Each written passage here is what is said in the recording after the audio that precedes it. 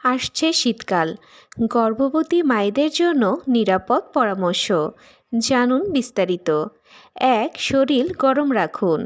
শীতে শরীরের তাপমাত্রা দ্রুত কমে যায়, তাই সবসময় আরামদায়ক উষ্ণ কাপড় পরুন। বিশেষ করে মোজা, সোয়েটার, শাল ব্যবহার করুন। 2. পর্যাপ্ত পানি পান করুন। শীতে তৃষ্ণা কম লাগে, কিন্তু পানির অভাবে শরীরে ডিহাইড্রেশন হতে পারে। দিনে অন্তত 7 থেকে 8 গ্লাস পানি পান করুন।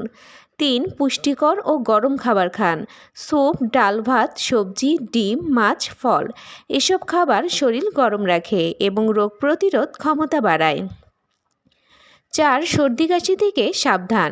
ঠান্ডা পরিবেশ এড়িয়ে চলুন। হঠাৎ ঠান্ডা পানি বা ঠান্ডা হাওয়ায় বাইরে বের হওয়া কমান।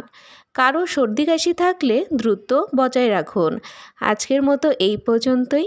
আল্লাহ হাফেজ।